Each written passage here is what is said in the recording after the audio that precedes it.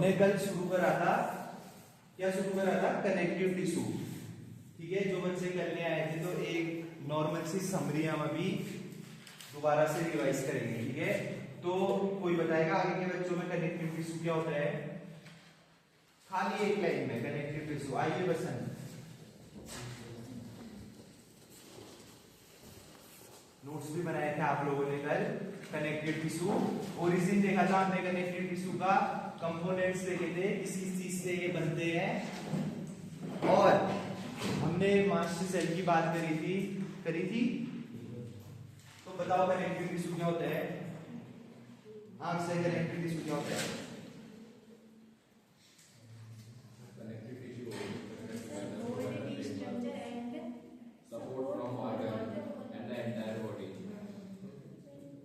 ठीक है, और अपने में स्टोर करता है फैट, ट्रांसपोर्ट सब्सटेंस और different against disease and adding tissue repair.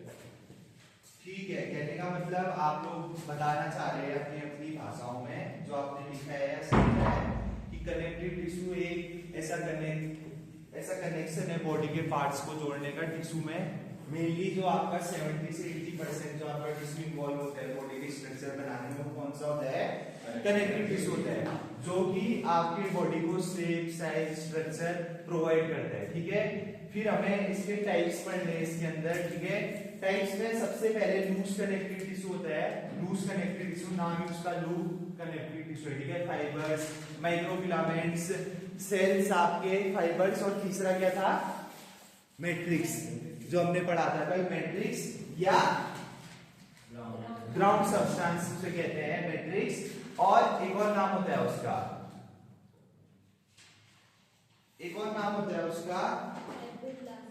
बहुत बढ़िया, बहुत ही सुंदर, ECM, एक्स्ट्रा सेलुलर मैट्रिक्स। ये होता है extra cellular matrix, ground substance. ठीक है, या आपका मैट्रिक्स। ठीक है, ये सब चीज हम हर एक इंडिविजुअल के टिश्यू में कवर करेंगे। सबसे पहले आपको समझना है लूज कनेक्टिव टिश्यू, जिसके अंदर 3 इसके सब पार्ट है, एल्यूलर, एडिपोस और रेटिकुलर। नाम सुना है इसका? इससे पहले कभी सुने? टाइप्स कनेक्टिव टिश्यू पढ़ के आए थे इसमें 11th में, बायोकेमिस्ट्री की थी, मैक्सिमम की बायो की। ठीक है, तो टिश्यू आप लोगों ने वहां पढ़ा होगा, वही है। ठीक है, इसके बाद डेंस कनेक्टिव टिश्यू होता है, जिसके अंदर इरेगुलर और रेगुलर होता है। तीसरा इसका इलास्टिक कनेक्टिव टिश्यू होता है, जो इलास्टिसिटी मतलब जो कार्टिलेज में भी इन्वॉल्व होता है। ठीक है, इसके बाद बहुत सी बुकों में supporting, liquid, fluid connective tissue अलग अलग इसके सब पार्ट दे रखे हैं। हम इसको स्पेशलाइज्ड कनेक्टिव टिश्यू के अंदर के पार्ट मानते हैं। अगर आपको बुक से लिखना है तो आप स्पेशलाइज्ड कनेक्टिव टिश्यू हटा देना, इसी में आगे 2 सब पार्ट और ऐड कर देना, सपोर्टिंग कनेक्टिव टिश्यू और fluid connective tissue. Supporting connective tissue के अंदर क्या आते हैं? नाम ही सपोर्टिंग है, तो सपोर्ट देते हैं आपस में, एक दूसरे को ज्वाइन करते हैं, जैसे कि बोन और कार्टिलेज। कार्टिलेज क्या होता है? बसंत, हाँ,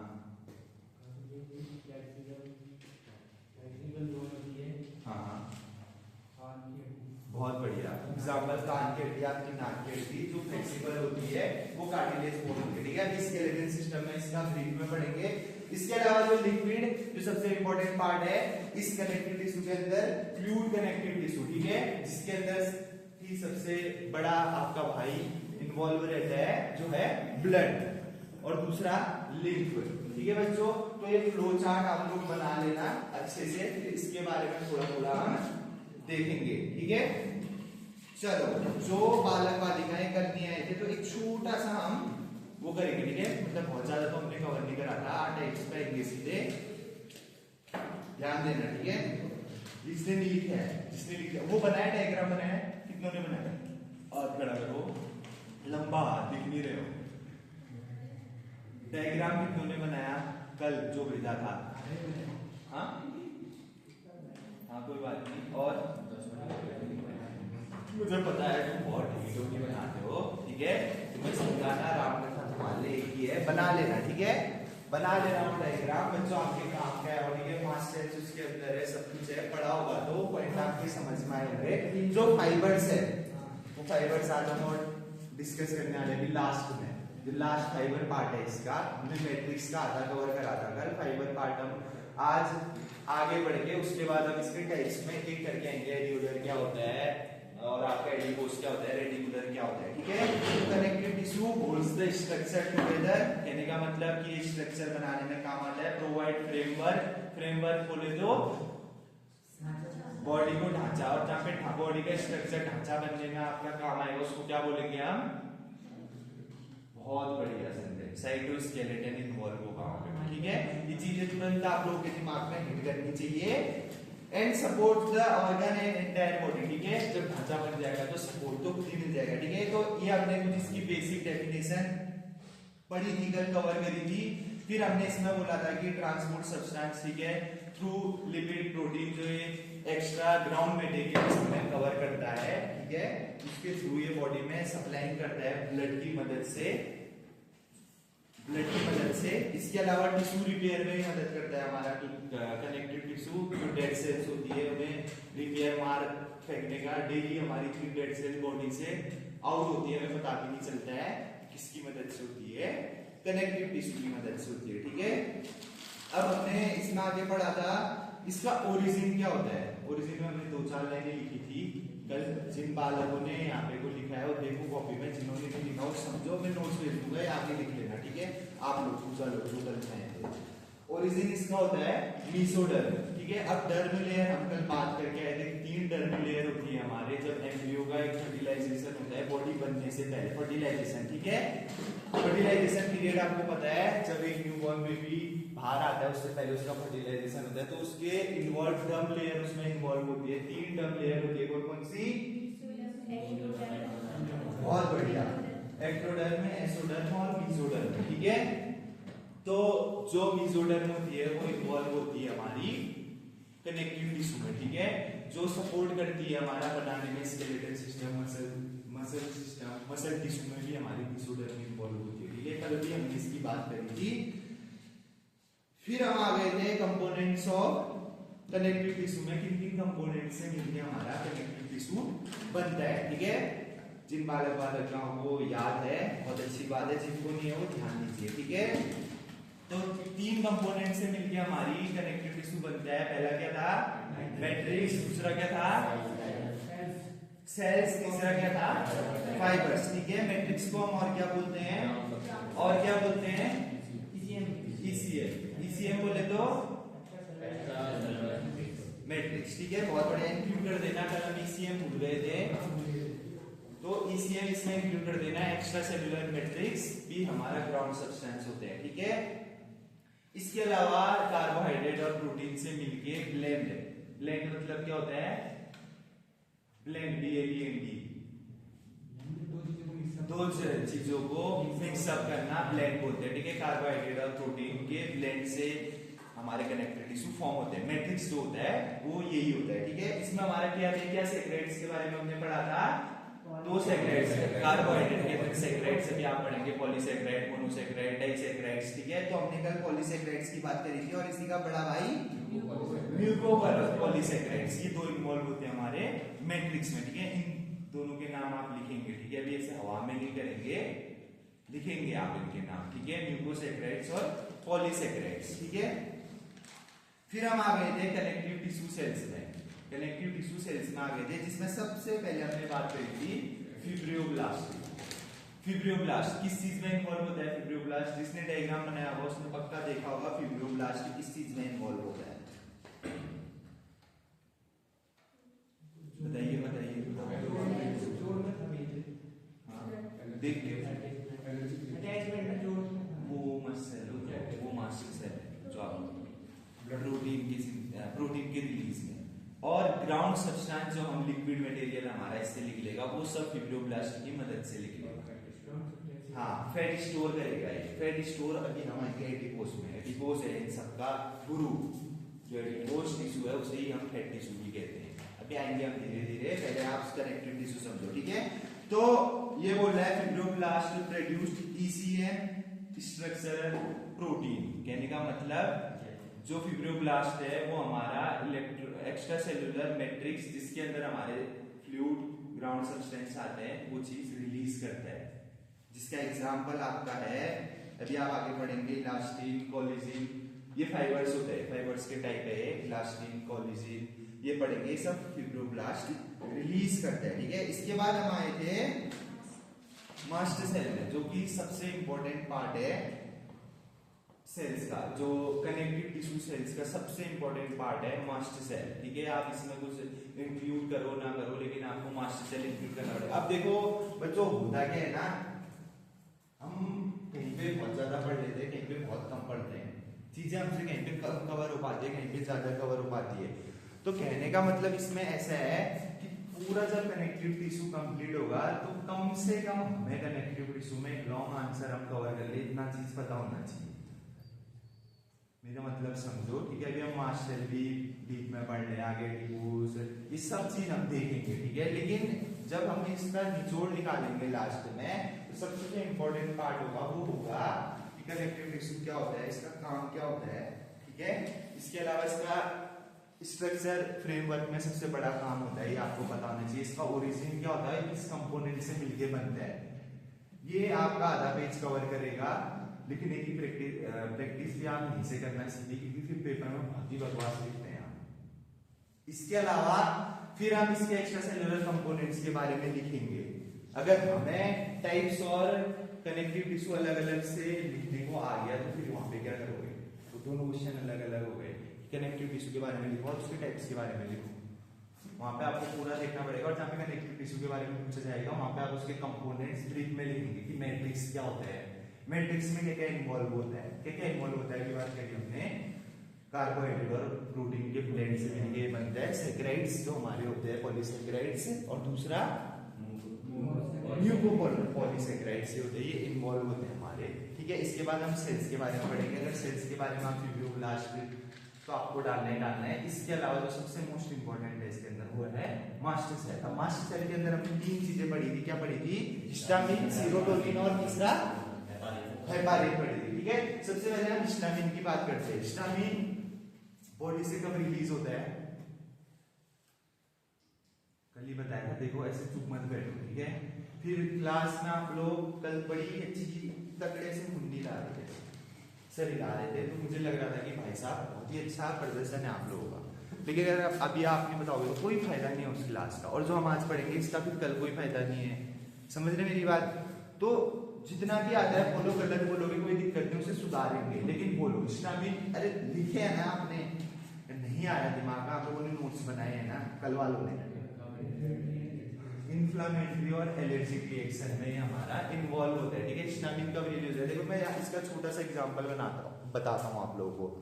आप लोग बाइक से आ रहे हैं सुबह, ठीक है, रास्ते में धुलक्कड़ होती है, डस्ट होती है, जब वो डस्ट पार्टिकल आपके नाक के अंदर घुसते हैं तो आपको छींक आती है, एलर्जिक कंडीशन है वो। तो उसी एलर्जिक कंडीशन में हमारा बॉडी से हिस्टामिन रिलीज होता है, जो क्योर करता है हमारा, ठीक है। तभी आप एंटी हिस्टामिन ड्रग या एंटी एलर्जिक ड्रग जिसे कहते हैं, क्या होती है, सिट्राजिन, वो लेते हैं, ठीक है। एंटी हिस्टामिन ड्रग होती है वो, कभी भी कोई ये ना बोले कि वो जुकाम की दवाई होती है, मैं सर्दी तक जाती हूँ तो सिट्राजिन लेते हैं, लिवोसिट्राजिन लेते हैं, लीसेट लेते हैं, डिफरेंट इसके ये चीज नहीं होती, वो एलर्जी कंडीशन में यूज करी जाती है। आपकी एलर्जी होती है तब भी आपको सिट्राजिन दी जाती है, ठीक है।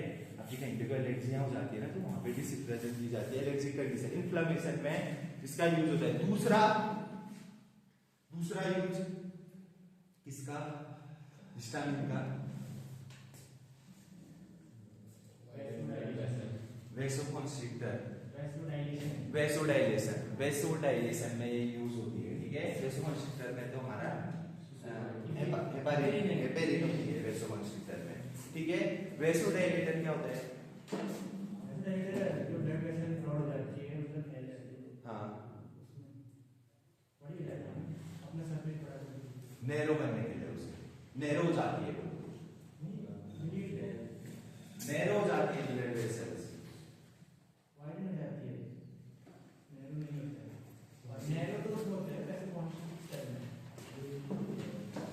देखो हिस्टामिन, हेपारिन और सीरोटोनिन ये तीनों प्रोड्यूस करते हैं क्या, मास्ट सेल। इसको हम क्या बोलते हैं, मैं मेस्टोसाइट्स भी बोलते हैं। मास्ट सेल को क्या बोलते हैं, लिख लेना बच्चों, mastocytes is also known as mast cell, ठीक है। इंफ्लेमेटरी और एलर्जिक कंडीशन में ये यूज होती है, ठीक है।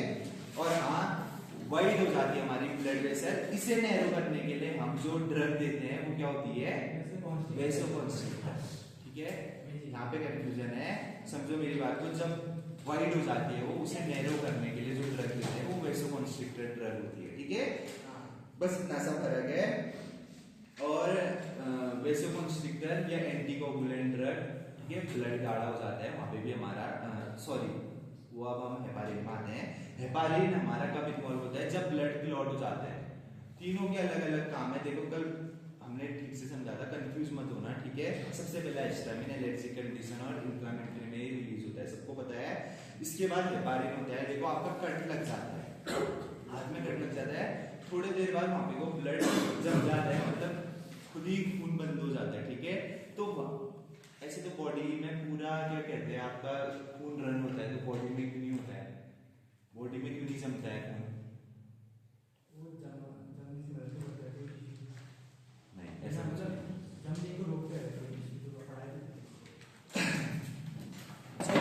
कोगुलेशन होता है, क्लॉटिंग होता है, वहां पे को हमारा हेपारिन इन्वॉल्व हो जाता है। हमारा कटा तो हेपारिन जो है वहां पे को इन्वॉल्व हो जाएगा, वो रिलीज होगा, तब वहां पे को क्लॉटिंग होगी, सिर्फ वहीं पे को, जहाँ पे को बॉडी में ब्लड बाहर आएगा, कहने का मतलब हमारा कट लगेगा, चोट पटक लगेगी, ब्लड वहां पे को क्लॉट होगा, वहां पे हेपारिन रिलीज होगा। अगर हेपारिन बॉडी के अंदर रिलीज होगा, इंसान तो जीवित ही नहीं बचेगा, क्लॉट ही बनते रह जाएंगे उसके। ब्लड तो मतलब हमेशा 24 घंटे आपकी बॉडी में रन करता है ना, लेकिन जब रन को कट के चोट में कोई मुंडी चोट में मतलब आपके चोट पटाख लग जाती है, तब बाहर आता है, तो वहां पे तो हेपारिन रिलीज होता है और वो क्लॉट बनाने में मदद करता है, ठीक है। और लास्ट हमने क्या पढ़ा था, सीरोटोनिन, ठीक है। सीरोटोनिन क्या होता है, देखो सीरोटोनिन और हेपारिन में कंफ्यूज होता है। सीरोटोनिन होता है जो वेसल्स, ब्लड वेसल्स होती है, वहां पे वो इन्वॉल्व होता है, उसका ब्लड स्टॉप ब्लीडिंग, वहां पे ब्लड रोकने के लिए, वेसल के अंदर ब्लड रोकने के लिए हमारा क्या इन्वॉल्व होता है, सीरोटोनिन, ठीक है। हमने कल बात करी थी स्टॉप ब्लीडिंग, ठीक है। और जहाँ पे को आपका ब्लड वेसल के यहाँ पे को सीरोटोनिन इन्वॉल्व होगा, अगर ब्लड रोकेगा तो तुरंत आपका ब्लड प्रेशर बढ़ जाएगा, ठीक है। और जो ये प्रोसेस होती है, जो जहाँ जो हम ड्रग यहाँ पे को यूज करते हैं उसे क्या कहते हैं, वेसोकंस्ट्रिक्टर कहते हैं, ठीक है। वालों को इंटरनल ब्लीडिंग भी यहाँ पे कोई इन्वॉल्व हो गया हमारी सीरोटोनिन, ठीक है। बहुत बढ़िया कॉन्सेप्ट है। अगर हमारी इंटरनल ब्लीडिंग होगी, कहीं पे थक्के बन जाते हैं ना सर के अंदर खुल के, ठीक है, तो वहां पे को एक कनेक्टिव टिश्यू का पार्ट मास्ट सेल इन्वॉल्व होते हैं हमारे सीरोटोनिन उन वेसल्स को रोकने में, मतलब खून इधर उधर फैलने में, वो भी थक्के भी बनने लग जाते हैं। दो काम किया है सीरोटोनिन, क्या बोला मैंने, दो काम बताए मैंने, एक तो ब्लड वेसल में ब्लड रोकने का, दूसरा वो ब्लड प्रेशर इंक्रीज करेगा, ब्लड प्रेशर इंक्रीज करेगा। कहीं पे ब्लड का फ्लो ज्यादा है, वो एकदम से रुक जाएगा, तो ब्लड प्रेशर तो इंक्रीज होगा ही ना। कहीं पे को प्रेशर से हमारा खून आ रहा है, अगर वेसल्स अपना काम करेगी, सीरोटोनिन वहां पे को काम करेगा, खून रुकेगा, तो ऑटोमेटिकली ब्लड प्रेशर बढ़ जाएगा, ठीक है बच्चों। तो इतनी चीज हमने कल कवर करी थी, यहाँ पे करी थी इतनी चीज कवर, ठीक है। और ये चीजें आपको लिखनी पड़ेगी, ठीक है, चीजें लिखनी पड़ेगी, ऐसे सुन के कान लिख के कल और भूल जाओगे, लिखना है चीज, ठीक है। जो नहीं लिख पाएगी मैं नोट्स दे दूंगा आप लोगों को, डायग्राम भी बना लेना, जो लिख लेंगे, ठीक है। अब इसके आगे आप शुरू करना इसके आगे शुरू, ठीक है। इसी के और पार्ट है हमारे, फिब्रियोब्लास्ट पढ़ दिया, मास्टर सेल पढ़ दिया,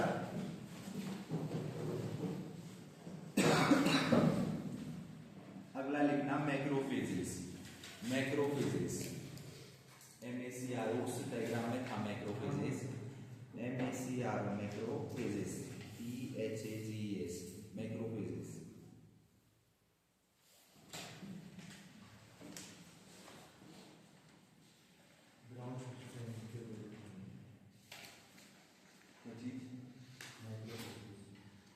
मैक्रोफेजेस ये ग्राउंड सब्सटेंस, अरे इसके अंदर के सब जितने भी सेल्स है वो ग्राउंड सरफेस है। जब मैट्रिक्स से इन्वॉल्व होगा ना, तभी हमारे सेल्स आपस में फैलेंगे, ग्राउंड सरफेस मैट्रिक्स क्रिएट करेंगे, ठीक है। मैट्रिक्स के अंदर हमारा फाइबर्स भी है, फाइबर्स भी सब इसी में इंक्लूड होंगे ग्राउंड सब्सटेंस में, ठीक है। और जो हम सेल्स पढ़ रहे हैं, ये कनेक्ट उसमें इन्वॉल्व होंगे। तभी तो स्टेप बाय स्टेप है ना, हमने फाइबर पहले की भी पढ़ा, सबसे लास्ट में मैट्रिक्स में भी पढ़ा। मैट्रिक्स इन्वॉल्व होगी तो इन्वॉल्व है वो सबके अंदर, कनेक्टिव टिश्यू के अंदर।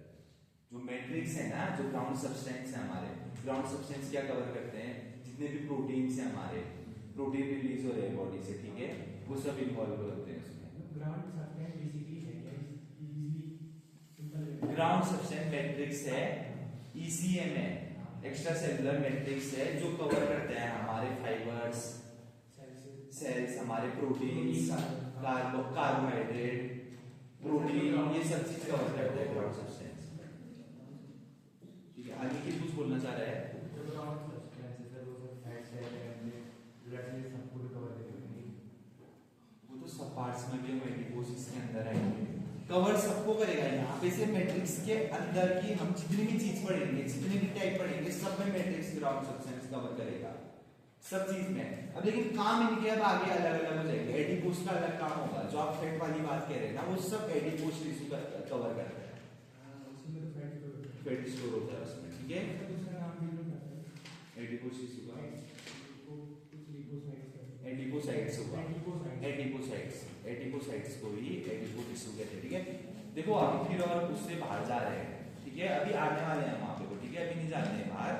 तो इस चीज को थोड़ा सा समझो, थोड़ा पीछे हो जाते हैं ना, जहाँ पे एडिपोस टिश्यू आएगा वहां पे एक क्वेरी हम निकाल सकते हैं और कवर कर सकते हैं, ठीक है। अभी मत आओ फैट ये सब चीजें बीच में, बस ग्राउंड सब्सटेंस अब हमारा चलता रहेगा हर एक चीज में। मैक्रोफेजेस लिखा, अब इसका काम क्या होता है लिखो। Cell debris, cell debris, DBRIS, क्या होता है सेल डेब्रीज मतलब?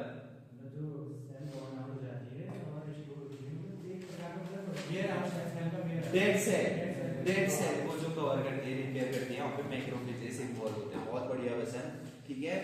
Cell debris comma microorganism, comma microorganism and foreign substance. देखो हर एक टर्म का जो मतलब समझ में नहीं आता प्लीज क्लियर करना, ठीक है, क्योंकि बहुत सी चीजें होती है जो हमारी भी क्लियर होती है आप लोगों को पढ़ाते पढ़ाते, ठीक है। तो ये क्वेरीज निकालनी बड़ी जरूरी है, ये एरर निकालने बड़े जरूरी है, ठीक है। फिर लास्ट में तो जब आगे हम पहुंचेंगे तो मैक्रोफेजेस क्या होती है ये पता नहीं चलेगा, तो इसके अंदर की चीजें तो बाहर है, ठीक है। सेल डेब्रीज में डेड सेल को रिपेयर करने में ये इन्वॉल्व होता है हमारा, ठीक है। एक वेयर हाउस टाइप का, जैसा आप बता रहे हैं कि डेड सेल का एक वेयर हाउस है, ये उन्हें बाहर फाड़ करता है, ठीक है, इनिबिट करता है ग्रोथ ऑफ माइक्रोस्कोपिक। आगे लिखो, क्या लिखा? And foreign substances are ingested by macrophages, are ingested by macrophages, are injected by macrophages, ingested, ingested मतलब इंजेस्ट करना, निगल देना। जैसे कोई बैक्टीरिया है, कोई माइक्रोब्स आपके अंदर इंटर कर रहा है तो उसे निगल के बाहर फेंक देना, ये मैक्रोफेजेस का काम होता है, ठीक है। और macrophages is also known as histiocytes. लिख लो, जब इतनी डीप पढ़ाई करने चाह रहे हो तो लिखो इसे कि मैक्रोफेजेस को ही हम हिस्टियोसाइट्स भी कहते हैं, HISTIO, हिस्टियोसाइट्स, ठीक है। अब देखो ये जो साइट्स वर्ड आ रहे हैं, इसमें कंफ्यूज मत होना, अभी जितने भी साइट्स वर्ड आ रहे हैं सब सिंगल लेयर्ड होते हैं हमारे। जो अभी हम अब देखो ना, सबका रोल इंडिविजुअली आगे बढ़ता रहेगा। कैसे आप कहोगे कैसे? एपिथेलियल टिश्यू हमने पढ़ी, एपिथेलियल में हमने single layer, double layer, multiple layer पढ़ के आए थे, तो कहीं ना कहीं उनका भी यहाँ रोल है, यहाँ पे आके उनका देखो जो डबल लेयर होती है हमारी, 3 लेयर होती है ना, 3 टाइप की, उसने 3 लेयरों पे काम करा। अब वो धीरे धीरे हमारी आगे के जो टिश्यू है वो कंबाइंड होकर अलग अलग बॉडी के पार्ट, टिश्यू या सिस्टम बनाने में इन्वॉल्व होंगे। कहने का मतलब ये, तो इन्वॉल्व वो भी यहाँ पे वो है। जो साइड्स वाली जितनी भी चीज आप पढ़ेंगे, मोनोसाइट्स, फेगोसाइट्स, ठीक है, ये साइड्स सब सिंगल लेयर्स होते हैं, सिंगल लेयर्ड होते हैं साइड्स। कहीं पे लिख लेना नोट करके, जो साइड्स होते हैं CYDS वो सिंगल लेयर्ड होते हैं, ठीक है, ताकि आपको कंफ्यूज ना करे, सिंगल लेयर्ड होते हैं। क्या लिखा आपने? हिस्टियोसाइट्स, ठीक है, इज आल्सो नोन एज हिस्टियोसाइट, ठीक है। तो सबसे बड़ा काम इसका क्या होता है? क्या होता है? सीधा हिंदी में समझो, कोई माइक्रोब्स आपके फॉरेन पार्टिकल आपकी बॉडी में एंटर हो रहे हैं, उन्हें पूरा खाने से लेके चबाने से डाइजेस्ट करके बाहर करने तक का काम मैक्रोफेजेस का होता है, ठीक है। अब लिखना अगला क्रोमेटोसाइट्स। क्रोमेटोसाइट्स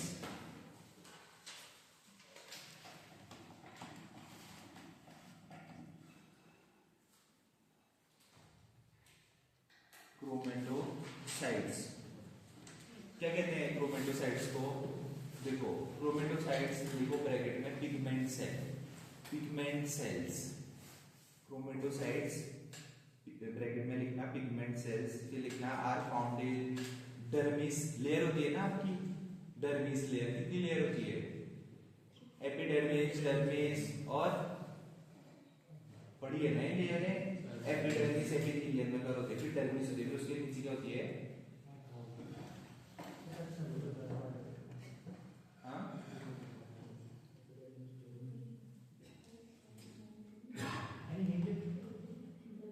डर्मिसी का बड़ा भाई।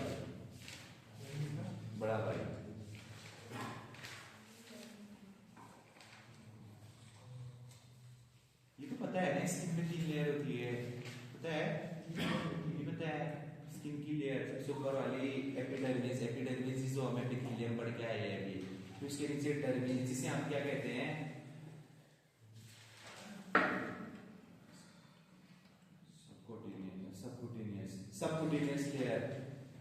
सबकुटेनियस लेयर डर्मिस लेयर को इन्वॉल्व होती है हमारी किसमें? कनेक्टिव टिश्यू में। कहते नहीं इस इंजेक्शन को सबकुटेनियस एंगल से लगाओ, कहने का मतलब ऊपर यहाँ पे इस लेयर में लगता, अंदर लगता है, इससे जो अंदर वाली लेयर होती है स्किन से अंदर वाली, ये एपिडर्मिस लेयर है सबसे ऊपर, इसके नीचे डर्मिस, एपिडर्मिस और सबकुटेनियस लेयर, ठीक है।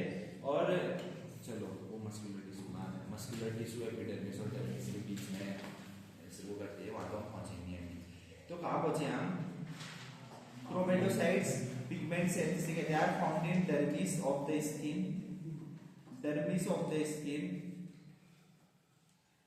टू impart the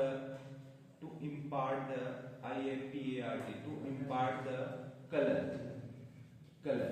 पढ़ा होगा आपने पिगमेंट सेल किसमें इन्वॉल्व होते हैं? कलर देने में बॉडी को, जो आपका स्किन का कलर है ना, वरना दूसरे सफेद होते अगर ये पिगमेंट सेल्स आपके अंदर वो नहीं होते, ठीक है। जो हमारी स्किन के कलर है वो पिगमेंट सेल्स की वजह से है, ठीक है। जैसा भी हमारी स्किन का कलर है वो पिगमेंट सेल्स की वजह से है, क्रोमेटोसाइट्स की वजह से, ठीक है बच्चों। तो इस सेल्स का इन्वॉल्वमेंट हमारा टिश्यू के अंदर बहुत जरूरी है, ठीक है। जब सेल से हम टिश्यू अब बना रहे हैं तो टिश्यू अब धीरे धीरे बॉडी ऑर्गन की ओर बनना शुरू हो रहे हैं, ठीक है। तभी तो हम आगे सिस्टम की पढ़ाई करेंगे। डायरेक्ट हमने सिस्टम की पढ़ाई क्यों नहीं करी, सेल टिश्यू की पढ़ाई समझना आपको पड़ेगा अभी, ठीक है। अगला लिखना लिम्फोसाइट्स पढ़ दिया? नहीं चलो लिम्फोसाइट्स, ये भी आपका सिंगल लेयर्ड है। लिम्फोसाइट LYMPHO लिम्फोसाइट, इसका भी काम ingest cell debris,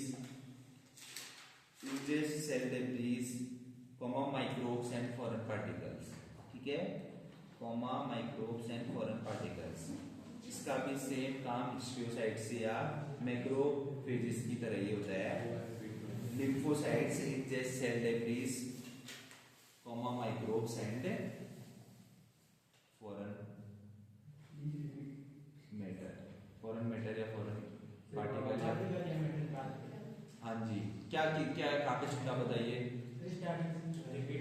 lymphocytes ingest cell debris, microbes and foreign matter या फॉरेन सब्सटेंस या फॉरेन पार्टिकल्स में लिखना फॉरेन सब्सटेंस या फॉरेन मैटर, ठीक है। कहने का मतलब इसका काम भी क्या है? मैक्रोफेजेस की तरह किसी भी फॉरेन मैटर को, फॉरेन सब्सटेंस को, किसी भी माइक्रोब्स को आके खाने से लेके पचाने से लेके बाहर करने तक का काम। कोई बैक्टीरिया आएगा उसको किल भी करेगा, पचाएगा भी और शरीर से बाहर भी करेगा। मैक्रोफेजेस और लिम्फोसाइट्स ये दोनों, ठीक है, इनको स्टार मार्क कर लेना। चलो अब तीसरा, ये हमने क्या पढ़ लिया? सेल पढ़ लिया, मैट्रिक्स पढ़ लिया। तीसरा हम पढ़ेंगे कनेक्टिव टिश्यू फाइबर्स। अगला connective tissue fibres. Connective tissue